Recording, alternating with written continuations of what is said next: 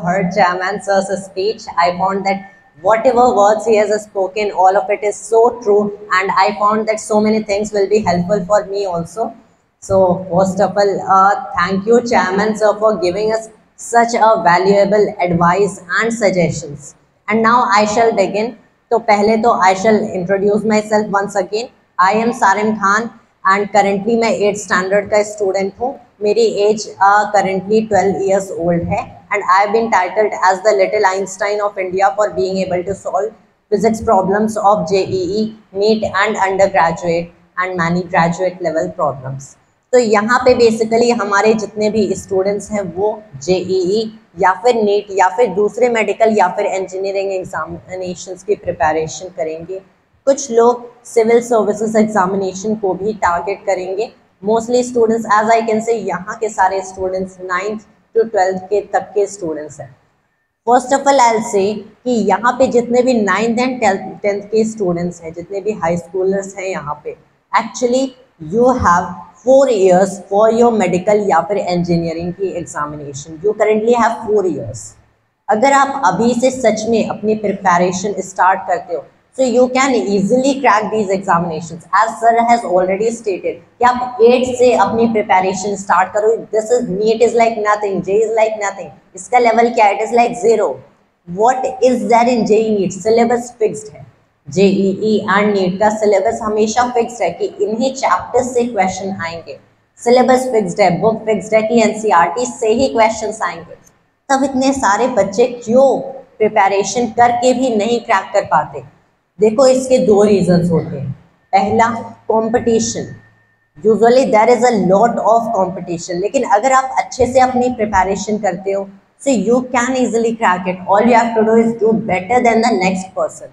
Generally to learn, अगर हमें कुछ लर्न करना है तब I will say just forget rest of the world, learn it on your own, learn it for your own. लेकिन जब कंपटीशन की बात आती है, जब एग्जामिनेशंस की बात आती है, so it is to in this particular scenario कि हमें better than the next person perform करना है. जो सेकेंड रीज़न है वो होती है यूजुअली लेट प्रिपरेशन, जिसकी वजह से बहुत सारे बैकलॉग्स हो जाते हैं. तो यहाँ पे जितने भी 9th एंड 10th के स्टूडेंट्स बैठे, उनके पास तो 3 से 4 साल है. जितने भी एग्जाम के क्रैकर्स होते, टॉपर्स होते, आप टॉप लिस्ट वाले देखो, टॉप 3, टॉप 10, टॉप 50, इन्होंने 9th एंड 10th से अपनी प्रिपरेशन स्टार्ट कर दी होती है. Many of these 10th class तक इनकी प्रिपरेशन कंप्लीट हो जाती है for a 12th class level examination. 10th class तक इनकी प्रिपरेशन कंप्लीट हो जाती है. 11th एंड 12th में ये क्या करते हैं? They practice. 9th and 10th में they clarify the concept, they solve the problems, everything. 11th and 12th में all they do is practise the problems, practise the problems and practise the problems. वो बाद में mock test देंगे, other kinds of test series and they solve the previous year questions. तो यहाँ पे जो 9th and 10th के students हैं उनके पास बहुत टाइम है. अब जो 11th एंड 12th के स्टूडेंट्स हैं, अगर उन्होंने ऑलरेडी पहले से अपनी प्रिपरेशन स्टार्ट नहीं की है, आप 11th में आके अपनी प्रिपरेशन स्टार्ट कर रहे हो, then you just have 2 years. कुछ लोग ड्रॉप लेते हैं, but I am excluding that kind of case. हमें क्या करना है? हमें एम करना है कि कोई भी एग्जाम हो, कोई भी दुनिया का एग्जाम हो, you have to clarify it first attempt. That is what I am assuming. So leave the things like droppers and all. यहाँ पे जो 11th एंड 12th के स्टूडेंट्स हैं, इनके पास 1 साल है या फिर 2 साल है. For 11th graders 2 years, for 12th graders 1st year. Basically अगर आप फोकस करो, जो 11th की फिजिक्स होती है, 11th की physics is nothing, it's just nothing but 9th की फिजिक्स का एक एक्सटेंशन.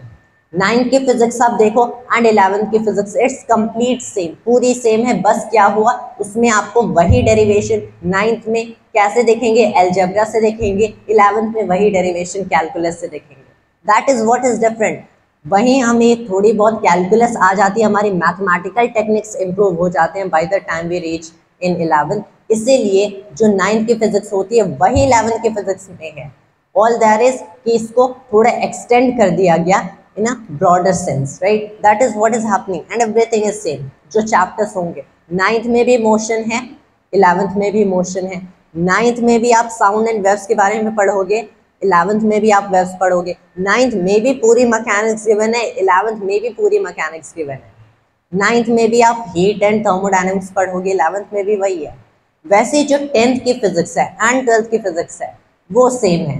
यू कैन सी अब आप 10th में इलेक्ट्रोमैग्नेटिज्म पढ़ोगे, 12th में भी इलेक्ट्रोमैग्नेटिज्म पढ़ोगे। So what else there is, सारी चीज़ें सेम है। दैट्स वाई जो 9th एंड 10th ग्रेडर्स है वो यहाँ पे बहुत ही लकी हैं, क्योंकि पहले तो उनके पास टाइम बहुत ज़्यादा है। The second is thing is कि अगर आपने 9th एंड 10th का सिलेबस अच्छे से कवर किया है, so it actually helps in cracking your examination. ऐसा नहीं है कि आपने 9th एंड 10th की फिजिक्स नहीं पढ़ी तो आप 11th एंड 12th की कर नहीं पाओगे।